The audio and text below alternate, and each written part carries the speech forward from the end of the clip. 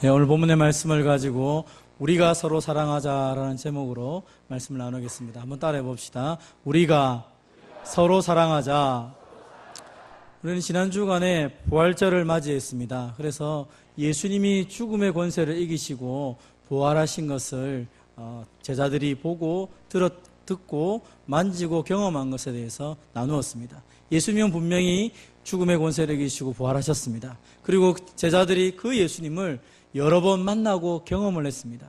그런데 웬일인지 성경에 보면 그 제자들이 주의 말씀을 따라 부활의 증인으로 살아야 되는데 살지 못하고 갈릴리 바다로 가는 것을 보게 됩니다. 갈릴리 바다에 가서 그들이 옛날에 했던 것처럼 다시 물고기를 잡고 있습니다. 주님은 분명히 부활의 증인으로 그들을 세상에 보내시었지만 이 제자들은 여전히 바닷가에 가서 물고기 잡는 것으로 옛날에 예수님을 만나기 이전의 모습으로 돌아가게 된 것입니다. 그 제자들에게 예수님이 찾아가셔서 그들에게 먹을 것을 주고 그들에게 질문을 하기 시작합니다. 베드로를 향하여 조반복은 위에 질문을 합니다. 요한의 아들 시몬아, 네가 다른 사람들보다 나를 더 사랑하느냐라고 말합니다. 요한의 아들 시몬아, 네가 나를 더 사랑하느냐? 네가 나를 사랑하느냐라고 세 번의 질문을 요한의 아들 시몬의 베드로에게 하고 있는 것입니다. 그때 베드로가 주님, 내가 주님을 사랑하는 줄 주님이 아십니다라고 대답을 합니다. 예수님은 세 번이나 베드로를 향하여서 이런 질문을 하고 네가 나를 사랑하느냐라고 계속적으로 반문하며 베드로의 대답을 듣기를 소망하고 있습니다. 왜 예수님은 이 베드로에게 이런 질문을 하고 듣기를 원하셨을까요? 베드로가 주님을 사랑한다고 고백했을 때 예수님은 그에게 내 어린 양을 먹이라, 내 양을 치라, 내 양을 먹이라 라고 하면서 그에게 교회를 맡기며 이 일들을 감당하도록 말씀을 하고 있습니다. 여러분, 하나님의 일은, 주님의 일은 주님을 사랑하는 자만이 할 수 있기 때문입니다. 기적을 보고 부활하신 주님을 만나도 여전히 그 마음 가운데 다시 과거로 돌아갈 수 있는 것입니다. 아마 저와 여러분들도 예수님을 믿었지만 때로는 다시 실패의 자리로 돌아가고 예수님을 만나지 못한 자리로 돌아가는 분들이 있을지도 모르겠습니다. 그래서 나는 부족합니다. 나는 연약합니다. 그래서 하나님 나를 버리실지도 모르겠어요 라고 염려하며 살아가는 분들이 있을지 모르겠습니다. 그러나 오늘 성경은 우리가 실패해도, 우리가 부족해도, 우리가 연약해도 다시 찾아오시고 우리를 하나님의 사랑하는 사람으로 세워주시는 줄 믿으시기를 바랍니다. 그래서 주님은 우리가 주님의 사랑 안에 먼저 거하고 그리고 그 사랑을 가지고 살아가기를 원하시는 것입니다. 그래서 오늘 본문에 주님은 주님의 사랑의 공동체인 교회를 통하여서 다시 한 번 더 우리에게 무엇을 하며 살아야 될지를 말씀하고 있는 것입니다. 한번 따라해 보겠습니다. 우리가 사랑이신 하나님으로부터 큰 사랑을 받았기 때문입니다. 그래서 우리가 서로 사랑하는 것입니다. 왜 우리가 서로 사랑해야 됩니까? 하나님의 그 놀라우신 사랑을 받았기 때문입니다. 오늘 본문은 말합니다. 사랑하는 자들아, 우리가 서로 사랑하자. 왜냐하면 하나님이 사랑이시기 때문이다 라고 말씀합니다. 우리 가운데 반문할지 모르겠습니다. 하나님의 사랑을 내가 경험하지 못했는데 어디서 하나님의 사랑을 알 수 있습니까? 하나님의 사랑은 우리 가운데 이렇게 나타난 바 되었다라고 말합니다. 그것은 하나님이 자기의 독생자를 세상에 보내셔서 우리를 살리셨다라고 말씀하십니다. 예수님이 이 땅에 오셔서 그 모든 살과 피를 다 쏟으시고 찢으심을 통하여 우리의 모든 죄와 저주를 끊으시고 모든 죄값을 치르신 줄 믿으시기를 바랍니다.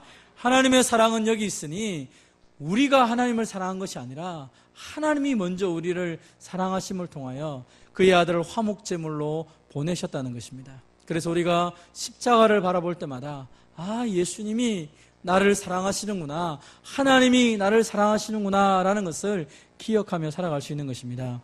여러분, 우리가 죄인 되었을 때에 우리가 잘나고 대단했을 때가 아니라 우리가 죄인되고 연약하고 부족하고 심지어 하나님을 모른다라고 말하는 그 순간에 예수님께서 우리를 위해 죽으셨습니다.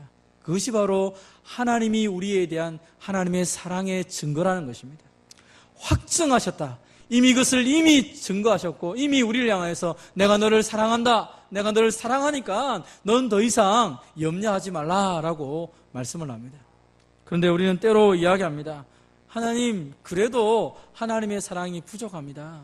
내가 하나님의 사랑뿐 아니라 이 사람 저 사람 사랑을 받아야겠습니다. 우리 장로님 사랑도 받아야 되고 권사님 사랑도 받아야 되고 또 저희 다른 사람의 사랑도 받아야 되고 내가 사랑을 많이 받아야지만이 살아갈 수 있습니다 라고 말하는 분들이 있습니다. 여러분, 이 잔이 우리의 마음이라고 생각하면 이미 하나님의 사랑은 우리의 마음에 꽉 찼다라고 성경이 말하는 것입니다. 꽉 차 있는 이 하나님의 사랑에 다른 것을 더 안 부어도 이미 그 사랑 가운데 우리는 살아가는 사람이 되었습니다. 근데 문제는 무엇입니까? 이것을 누리지 못하고 살아간다는 것입니다. 하나님의 사랑이 이미 나에게 부은 바 되었음에도 불구하고 내가 이것을 옆에 놔두면서 아이고 목말라 마시면 되는데 마시지 않고 목말라 하는 것처럼 하나님의 사랑이 나에게 이미 주어졌는데 내가 다른 것에 대한 사랑을 갈구하는 것입니다. 저 사람이 나를 안 사랑하니까, 저 사람이 나를 인정해 주지 않으니까 나는 사랑받지 못한 사람 같아요 라고 말하는 사람들이 있습니다. 그러나 성경은 말합니다. 자기 아들을 아끼지 아니하시고 내어주신 그 하나님께서 그 아들과 함께 모든 것을 이미 우리에게 주심으로 내가 너를 사랑한다라고 말씀하셨다는 것입니다. 예수님의 십자가를 바라보시고 이 땅에 있는 모든 것을 바라보면서 하나님이 나를 사랑하시기 때문에 이 모든 것들을 나에게 주신 것을 믿으시기를 바랍니다. 그래서 우리는 확신하며 살아갈 수 있습니다. 하나님의 그 사랑 가운데 우리는 살아가기 때문에 사망이라도 그리고 천사들이라도 어떤 일을 만나더라도 어떤 사람이라도 그 하나님의 사랑을 끊을 수 없다는 것입니다. 이미 우리는 하나님 사랑 안에 있고 그 사랑이 지금부터 태초부터 시작해서 지금까지 우리의 죽는 그 순간까지 그 영원한 순간까지도 함께하는 것을 믿으시기를 바랍니다. 그래서 내가 하나님의 놀라우신 사랑 가운데 살아가고 있기 때문에 우리가 조금 전에 불렀던 찬송처럼 하늘을 두루마리 삼고 바다를 먹물로 삼아도 그 하나님의 사랑을 다 기록할 수 없다라는 그 고백이 우리의 진짜 고백이 되는 것입니다. 아마 여러분 가운데 지난 한 주 동안에 감사의 제목을 매일마다 기록하신 분이 계실지 모르겠습니다. 저도 지난 한 주 동안 매일 하루에 3가지씩 감사하는 제목을 가지고 쭉 적어보았습니다. 하나님의 그 사랑이 얼마나 큰지, 전에는 그냥 보았던 그 일들이 감사의 노트를 쓰면서 하나님 이렇게 나에게 은혜를 주셨군요, 하나님 이것도 감사합니다, 저것도 감사합니다 하다 보니까 나를 향하신 하나님의 사랑이 얼마나 크고 많은지 그것을 더 이상 표현할 수 없을 만큼 너무너무 많다는 것을 알게 되었습니다. 사랑하는 성도 여러분, 비록 내 삶 가운데 속에서 다른 사람과 비교해서 그 사람보다 더 많이 가지지 못할 수도 있지만 그러나 그것은 잠시 있다가 사라지는 것입니다. 아무리 좋은 것을 가지고 있다 할지라도 시간이 지나면 그것은 낡고 쇠하여지고 없어지는 것입니다. 그러나 하나님의 사랑은 없어지지 않고 항상 충만하게 저와 여러분에게 부어주시는 줄 믿으시기를 바랍니다. 그래서 오늘도 내 마음이 하나님께서 부으시는 그 사랑, 그 십자가의 사랑을 묵상하며 감사하며 찬양하며 살아가야 되는 것입니다. 그것이 오늘 우리가 사랑 가운데 있다는 사실을 잊지 않고 살아가는 저와 여러분의 모습인 것입니다. 하나님께로부터 사랑이 났고 그 사랑이 우리에게 있기 때문에 오늘도 저와 여러분이 이 사랑 가운데 속에서 힘을 내며 내가 사랑받은 자인 것을 고백하며 살아가는 저와 여러분 되시기를 바랍니다. 우리 옆 사람에게 말합시다. 하나님이 당신을 사랑하십니다. 태초부터 지금까지 당신을 사랑하십니다. 그래서 우리는 매 순간순간마다 하나님이 나를 사랑하시구나, 하나님의 그 사랑, 하나님의 그 은혜 속에서 감사하며 살아가게 되는 것입니다. 우리가 사랑해야 될 두 번째 이유가 무엇입니까? 한번 따라해 봅시다. 우리가 사랑할 때 하나님의 사랑을 온전히 이루기 때문입니다. 오늘 성경은 말합니다. 사랑하는 자들아, 하나님이 이같이 우리를 사랑하셨은즉 우리도 서로 사랑하는 것이 마땅하도다. 하나님이 나를 위해 독생자를 보내시고 예수님이 자기의 생명을 바치면서까지 나를 사랑하셨고 하나님이 이 모든 것들을 우리에게 날마다 선물로 주신 것을 정말로 믿는다면 우리가 서로 사랑하는 것이 마땅하고 당연하고 그것이 옳다라고 오늘 성경은 말씀하고 있습니다. 그래서 교회 공동체, 또 나도 마찬가지지만 교회 공동체는 하나님이 우리를 얼마나 사랑하시는지를 깨닫고 믿고 확신할 때부터 교회가 교회다운 교회가 되는 것입니다. 여러분, 건물이 아름답고 멋있는 교회가 되는 게 아닙니다. 사람이 많다고 아름다운 교회가 되는 것이 아닙니다. 진정한 교회는 하나님의 사랑을 내가 누리고 그 하나님의 사랑을 확신하면서 그 사랑을 실천하는 교회가 진짜 하나님이 원하시는 교회인 것입니다. 사랑하는 성도 여러분, 내가 하나님께 사랑받으신 것을 확신하십니까? 그렇다면 옆에 있는 사람도 마찬가지입니다. 하나님이 나를 위해서 예수님을 보내주신 것처럼 사랑하는 형제자매를 위해서 예수님을 보내주시고, 그리고 예수님이 이 형제자매를 위해서 십자가에서 피 흘려 죽으셨다는 것입니다. 그렇다면 나도 그 주님의 사랑을 가지고 옆 사람을 사랑하는 것은 당연한 것입니다. 그래서 예수님이 우리에게 말씀한 게 무엇입니까? 서로 사랑하라. 내가 너희를 사랑한 것 같이 너희도 서로 사랑하라 라고 말씀하시는 것입니다. 여러분, 여기서 말하는 게 무엇입니까? 사랑의 기준이 우리가 아니라는 것입니다. 내가 너희를 사랑한 것 같이. 한번 따라 읽어봅시다. 시작. 우리는 우리가 할 수 있는 만큼 사랑해서는 안 됩니다. 또한 사랑받을 만한 사람만 사랑해서도 안 됩니다. 진정한 사랑의 기준은 하나님이십니다. 주님이 우리를 사랑한 것 같이. 오늘 성경에서 말한 게 무엇입니까? 내가 너희를 사랑한 것 같이 너희도 서로 사랑하라는 것입니다. 여러분, 세상 사람들도 사랑받을 만한 사람을 사랑합니다. 그리고 자기가 할 수 있는 만큼 사랑을 하고 있습니다. 그것은 누구든지 하는 것이라는 것입니다. 또 오늘 우리에게는 그런 사랑을 요구하는 것이 아닙니다. 이미 하나님으로부터 놀라우신 사랑, 크신 사랑을 받았기 때문에 주님이 나를 사랑하듯이 우리도 형제자매를 사랑하는 것이 진짜 성도들의 사랑이요, 교회 안에서 이루어져야 될 하나님의 사랑이라고 말씀하고 있는 것입니다. 여러분, 예수님이 우리를 얼마나 사랑하셨습니까? 목숨을 내놓았습니다. 하나님이 우리를 얼마나 사랑하셨습니까? 자기의 유일하신 아들을 내어놓았습니다. 전부를 걸고 사랑하는 것이죠. 우리는 얘기할 수 있습니다. 목사님, 우리가 그렇게 어떻게 가능합니까? 서로 사랑하는 게 얼마나 힘든지 아시지 않습니까? 같이 있는 집안 식구들도 사랑할 수가 없는데 어떻게 사랑할 수 있습니까? 오늘 성경은 우리에게 이렇게 얘기합니다. 사람들은 하나님을 본 사람이 없다는 것입니다. 그러나 만일 우리가 사랑하면 하나님이 우리 안에 거하시고 그 사랑이 온전히 이루어진다라고 말씀을 합니다. 이 말이 무슨 말입니까? 하나님의 사랑을 받은 자들은 반드시 다른 사람을 사랑할 수밖에 없다는 것입니다. 왜요? 하나님의 사랑이 내 안에서 흘러 넘칠 수밖에 없기 때문입니다. 그래서 저와 여러분이 옆 사람을 바라볼 때 내가 나의 본능적으로 사람을 사랑하고 불가능합니다. 안 됩니다. 노력해도 안 됩니다. 여러분, 노력한다고 사랑이 되든가요? 안 됩니다. 결심해도 안 됩니다. 왜 결심해도 안 됩니까? 내 능력이 다른 사람을 사랑할 만한 그런 힘이 없습니다. 그래서 우리가 하나님께 부르시는 게 무엇입니까? 하나님, 하나님의 사랑으로, 하나님의 눈으로 다른 사람을 바라보게 해주십시오.